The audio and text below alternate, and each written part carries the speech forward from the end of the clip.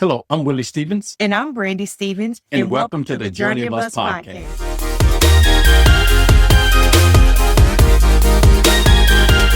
Welcome to the Journey of Us podcast, season 2, episode 1, where we will discuss communication. So we'll start in with our first question.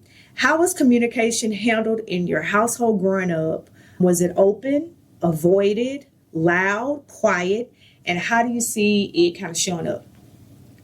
Well, for me personally, when we're talking about communication, we're talking about like parents, or you're talking about, I have, 4 siblings. And so, there's a lot of noise in my household growing up. And so which one are we talking about? Well, I guess I would say communication as a whole. I guess we can delve in specifically with communication between your parents, but then communication in the whole family. Well, as far as with me, my family, we're not, I guess I call maybe touchy-feely people. Yeah. And so my family didn't really talk a lot about things. When we're talking about communication, there was some yelling and get up, go clean up and that type of stuff like that. But there was never a situation where I think we really talked things out. Conflict resolution, things like that. I don't remember any of that in my family. Maybe there was, but I don't think I've really experienced that. So not a whole lot about like talking about your feelings and how things affected you. Feelings? No, of course not. No. Talk feelings. No feelings talk. Okay. But you also have to understand it's 4 boys. Yeah. And my sister, she's older, and so it's, that's just not how we were really raised. We were raised around sports and things like that. And so what we talked about was sports. And we talked about women and things like that. And then they were a little bit younger than me, so I didn't talk about women to them. And so it was, we really didn't have that type of family dynamic. I don't think that we felt comfortable talking like that, because my father, he's more aloof. He doesn't really talk about things. It just is what it is. And I found that sometimes I have to try to get out of that, because I can be that way sometimes. So that was going to be my next question. So kind of looking at that as a whole, how do you think that kind of shaped the way you communicate as an adult? How do you think that affected it? Well, I think it made that become my normal. And what is your normal? Not talking? Yes, not talking. I've gotten out of that to some extent nowadays. I'm more of a talkative person, expressing myself. Yeah, you are. However, when we initially got married, it was much more difficult for me to talk and to express myself. And a lot of times I think it was more so because I didn't feel comfortable in my vocabulary. Really? Yes. And since I did not feel comfortable in being able to express myself verbally, the difficulty came in. I didn't want you to out-talk me. That is interesting. Yeah. I never knew that you weren't truly comfortable in your work. So was it not your vocabulary as a whole, or is it your vocabulary as it relates to expressing your feelings or just things like that? I think it was as a whole, because I felt that in most cases women, they out-talk men. And men get to the point where men don't like to lose. And so when you get to the point where she is beating you, talking, now you shut down, or you want to beat her in something. And so now you become more aggressive. And I've seen it so many times, and I've heard guys talking about that so many times, whether it's during in the football stadiums, we're in the locker room talking, or in the barbershop talking. I see that's how guys respond, and I've never wanted to respond that way, because I know my strengths. At the time, I knew that was not one of them.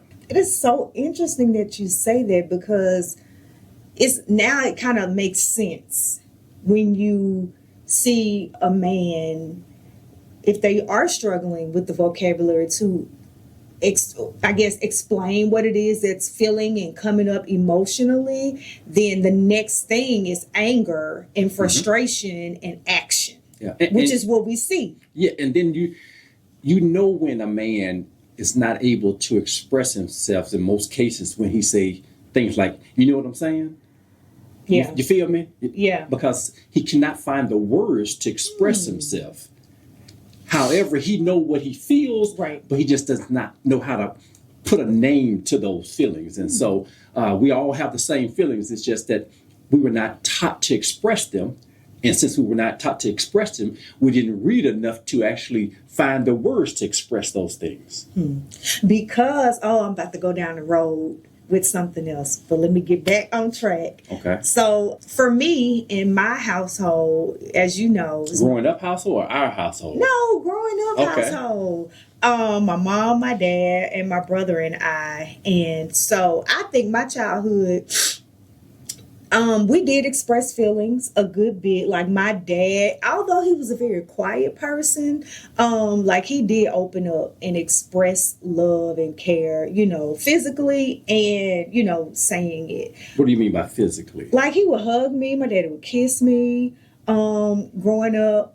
And so I knew, I was dad's little girl. Mm-hmm. So, and even in the house, I think my brother experienced that same kind of love too, because my dad would hug him. My mom would, hug both of us. And we would often talk about, like what was going on. We didn't talk a whole lot, but I mean, we did talk about things that were going on.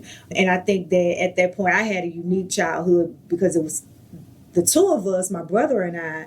Like, I think that I kind of got nurtured in both ways because I was quiet and I would like to read and all of that. But since I only had my brother to play with all the time, like I would wrestle with him. I would be outside playing kickball, playing baseball. So some of those aspects, I think I was able to enjoy like both sides, and him too. Like he would play with my Barbie dolls with me. Oh, he played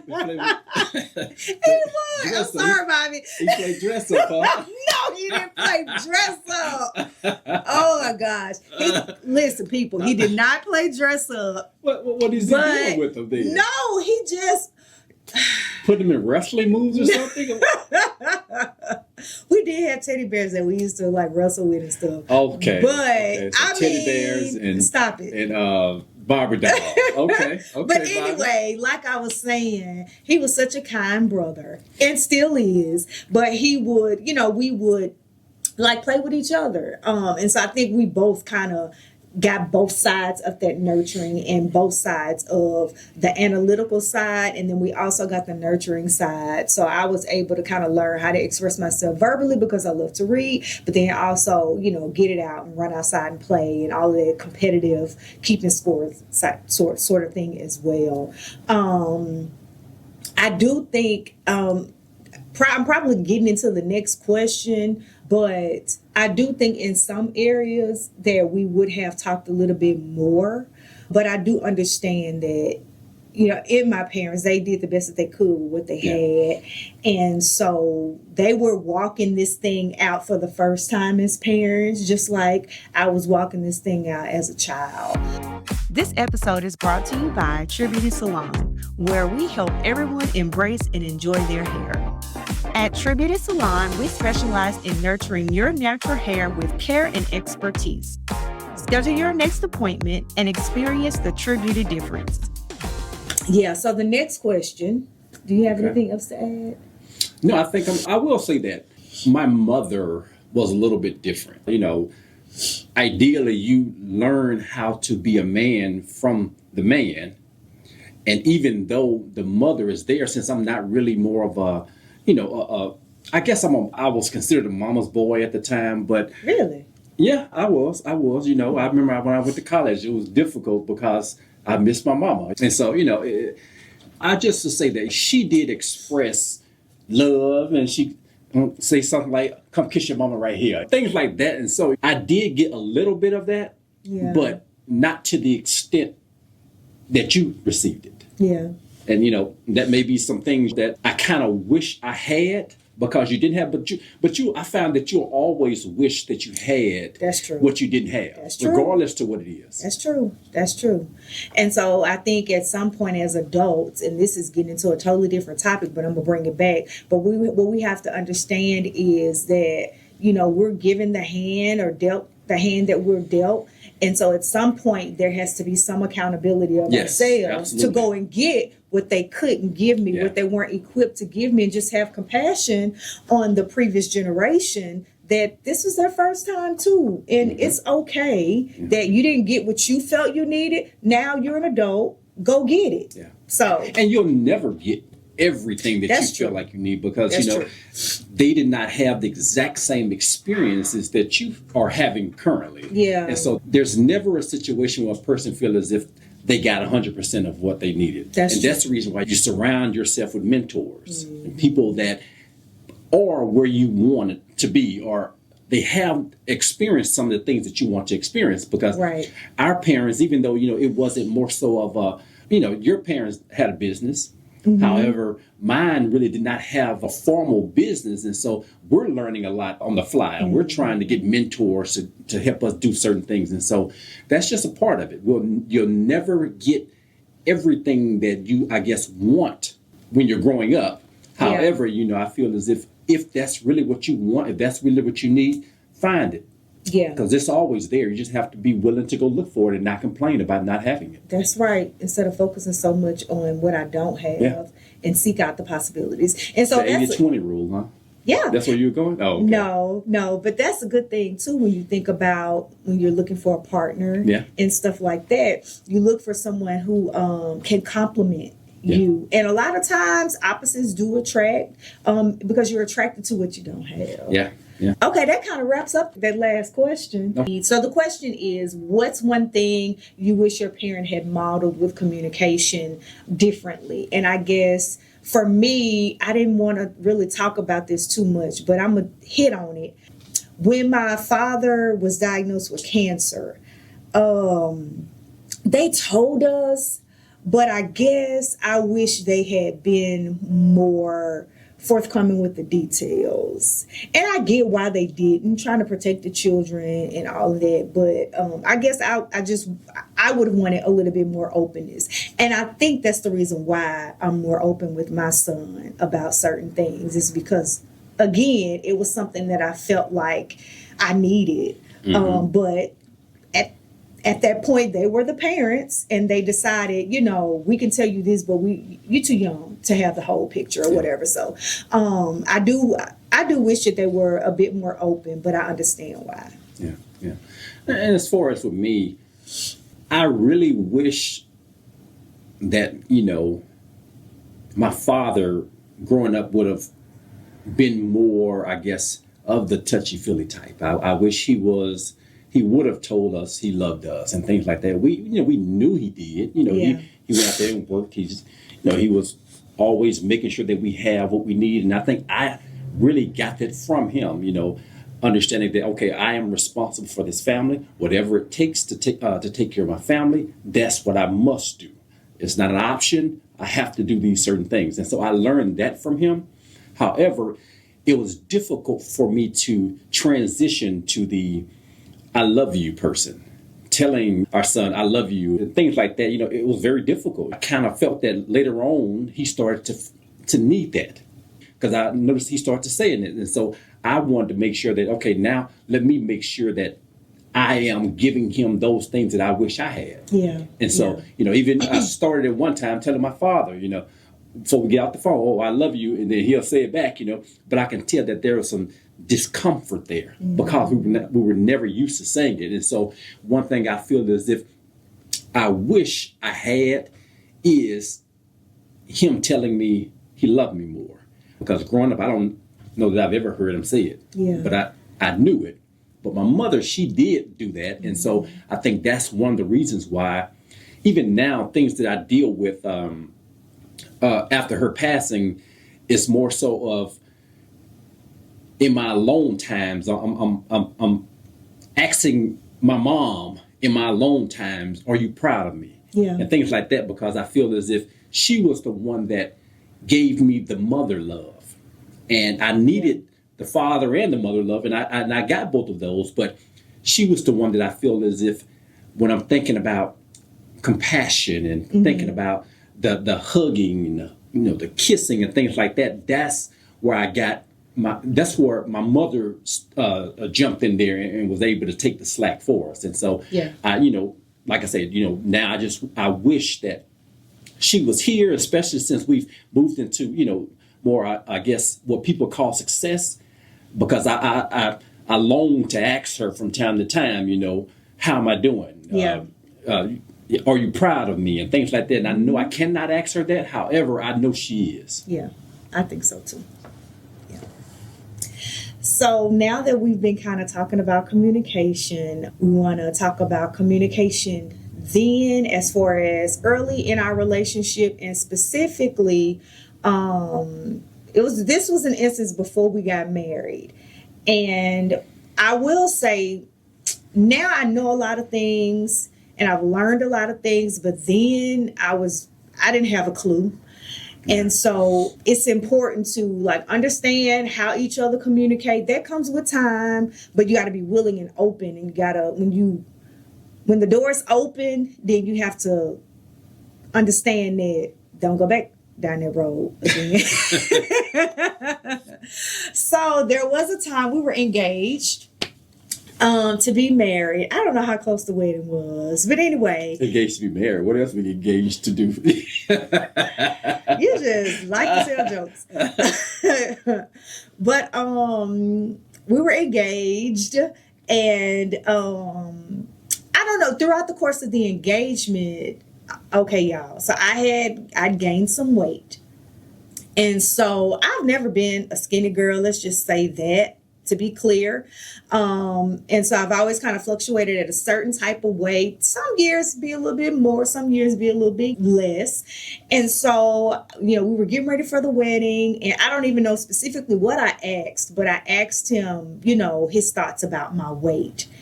And I remember what you asked me. What did I say? You asked me, do you feel as if I've gained some weight? And I said yes. And then you asked me, how much do I think you had gained? Okay. And I told you about 40 pounds. Woo! And then I don't even remember that. Yeah, I remember it. Wow. Okay. And everything got quiet at that point after that. And I guess so for me, my recollection was more so, oh, wow. I didn't know that you said, you were honest about what you thought, but for me, I just remember how I felt. Mm-hmm. And I felt very sad, and so immediately the communication, like you said, for me, it shut down and I went internal. At that moment, I don't even know we talked about it. I don't know if we just changed the subject or what, but I remember talking to my friends about it later. And I'm not even really sure if I talked to you about how it made me feel in the moment.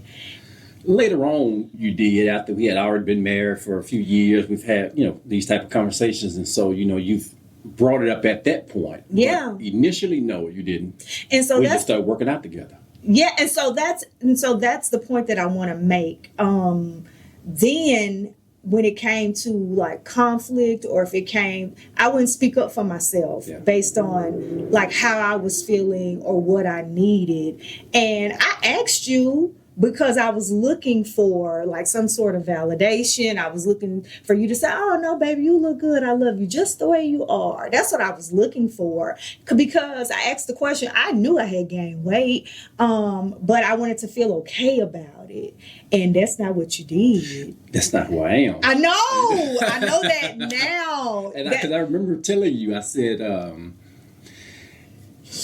before you ask me any questions, make sure that you can handle the worst case scenario. Because if I give you something less than the worst case, it's fine. But I'm going to tell you the truth. I'm going to tell you what I feel. Because I don't want to enter into any type of relationship where I have to be fake. Yeah. If this is what you want to know, I'll give you the answer if I have it. Yeah. But if you can't handle it, don't ask it. Because there are certain things I did not ask. That's true. Yeah. And I still won't ask. We've been together for 20 years now. There are certain things I refuse to ask you because I don't want that answer. This episode is brought to you by the Stevens Injury Law Center. If you've been injured in an accident, you don't have to handle it alone. The Stevens Injury Law Firm is here to protect your rights and help you get the compensation you deserve. If you've been injured, contact the Stevens Injury Law Firm today. I'm going to say something about that later, but I guess for me, I just had to learn who you are, just how direct, how blunt, because you said you didn't fluff it, you didn't put no sugar on it, nothing. Because my dad was aloof. I learned that. Yeah. That's how I was raised. Yeah. And so I was raised and have always been, you pretty it up and you package it in a beautiful bow and before you say or whatever, because you want to make sure that, you don't hurt anybody's feelings or whatever the case may be. So you kind of doctor it up. But for you, it's like, no, you about to get this. If you want to know, then, ask. But if you don't want to know, don't ask. Yeah. So, like I said, I was seeking validation, but there was just some inner work that I needed to do. And I did. It did motivate me. I started working out. Yeah. I did. I started working out every day because I knew I needed to change. I knew I had gained weight. It ended up losing a significant amount of weight before we got married and have maintained and, just a healthier lifestyle across the board. But initially, what I did then is I shut down and I went inside. And then years later telling you about it when I should have told you immediately how it made me feel. Although it was the truth, my feelings about it were valid and I can let you know that. And I think I was afraid to let you know how I felt because I didn't know what your response would be. Versus now, I guess I would say I do speak up a lot more. I will say my internal or my habit is to shut down but I'm quicker about speaking up and saying, well, this is how that made me feel, or this is what I think about this, and making sure that I do it in a way that's respectful and kind and not ugly. I always like to be tactful. But yeah. Something was so funny about that is that as we have, gone through the marriage, have grown and all that, I just look back at initially, as soon as you start saying something about I feel questions or I feel statements, it's something just started boiling inside of my stomach. My chest got hot. Your stomach and your chest? Yeah, because I've never had the, desire to talk about feelings all the time. Even now, it's a push for me to do that. And I know I do it and all that type of stuff, but it's more about you than it is about me. Because, it's just hard because even though you know better, later on in life, it's difficult to try to change what you've been taught. Yeah, you have to unlearn. Like it's 40 years of unlearning. Yeah. Mm-hmm. Yeah, and I look at it from the perspective of even when you're dealing with racism or you're dealing with religion and things like that, those things, even though you may not agree with them, when you've been taught something, it's almost as if you have to talk yourself out of it because it's not right. Yeah.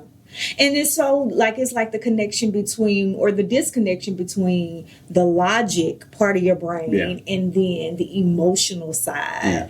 And so a lot of times, this don't make sense. Like this is not good, but this feeling that you have or what is just so deeply ingrained in you, it's like a tug of war. Yeah.